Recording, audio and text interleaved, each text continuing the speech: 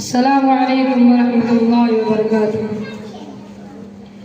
نحمده ونستعینه ونستغفره ونؤمن به ونتوکل علیہ ونعوذ باللہ من شرور انفسنا ومن سیئات اعمالنا ونشهد ان لا الہ الا اللہ ونشهد ان محمدا عبدہ ورسولہ۔ اما بعد، کسی شاعر نے کیا خوب کہا ہے، ملے گی منزل مقصود یہ ایمان رکھتے ہیں، ملے گی منزل مقصود یہ ایمان رکھتے ہیں، ہم اپنے رہنمائی کے لیے قرآن رکھتے ہیں، وفاداری وطن سے ہو یہی اسلام کہتا ہے، وفاداری وطن سے ہو یہی اسلام کہتا ہے، ہم اپنے دل کے ہر گوشے میں ہندوستان رکھتے ہیں۔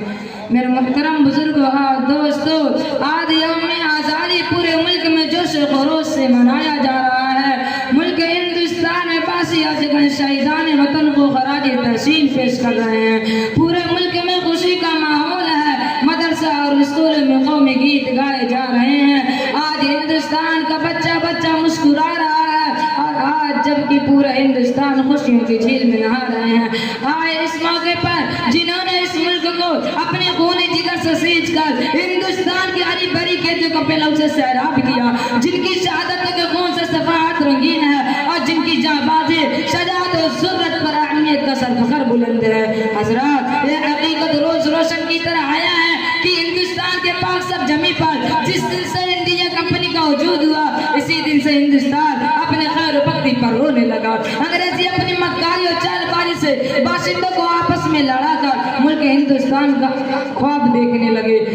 ہندوستان کے نوجوانوں، ہندوستان کا واسعہ دن یاد ہوگا جب سلطان ٹیپو شہید رحمت اللہ علیہ کے خون سے لترے ہوئے لاش پر انگریزی کمانڈر نے کہا تھا کہ آج سے یہ ملک ہمارا ہے، جس کا صاف مطلب یہ تھا کہ اب اس ملک ہندوستان میں انگریزوں کو جمتے ہوئے قدم کاٹنے والا کوئی اور نہیں، انگریزوں کے بڑھتے ہوئے طوفان کو روکنے والا کوئی نہیں، انگریزی سامراج کو ٹکر دینے والا کوئی نہیں۔ اب انگریزی فوج کو شکست دے کر ہندوستان میں انگریزوں کا قبر کھودنے والا دوسرا کوئی موجود نہیں۔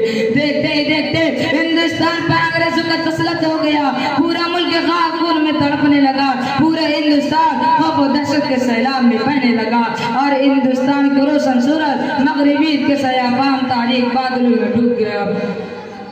حضرات، یہ کروڑوں سلام ہو اس مرد مجاہد پر جیسے دنیا شاہ عبدالعزیز محدث دہلوی نام سے جانتی ہے، جس نے پر وقت دارالحرب ہونے کی فتوی دے کر ہندوستان کی رنگی آزادی بھڑکائی۔ یہ فتوی اس وقت صادر ہوا جس وقت انگریزی حکومت کے خلاف بولنا اپنی موت کو دعوت دینا تھا۔ ہندوستان کے بڑے بڑے راجا مہاراجا انگریزی حکومت تسلیم کر چکے تھے۔ یہ فتوی پڑھتے ہی ہندوستان علماء دن رات آزادی کی تقریر میں لگ گئے، جگہ جگہ آزادی کو شعلے بھڑکائے، لوگوں کے خلاف آمادہ کیا۔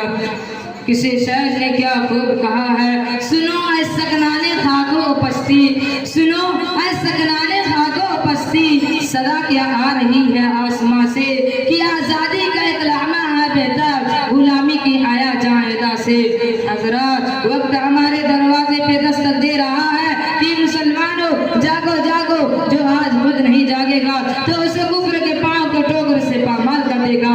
دشمن کے قدم ہمارے تحریر تک پہنچ چکے ہوں گے، پھر ہمارے خون کو پانی کی طرح بہا کر چنگیز اور علاقوں کو یاد تازہ کر دی جائے گی۔ دشمن کی تیاری ہمارے پتوں میں تڑتے اور چنگاتے ہوں گے، توپوں کی گھن گھن ہمارے دماغوں کو معروف کرے گی، اور ہماری لاشوں کو ٹینکوں سے کچل دیا جائے گا، عورتوں کے سر سے دوپٹہ چھین لیا جائے گا، ماں باپ کے سامنے پاک داغ بیٹی کی عصمت مہمان کر دی جائے گی، زندہ بچنے والوں کے گلے میں ذلت اور رسوائی کی تاب ڈال دیے جائیں گے، اور پاؤں میں غلامی کی زنجیریں ڈال دیے جائیں گے۔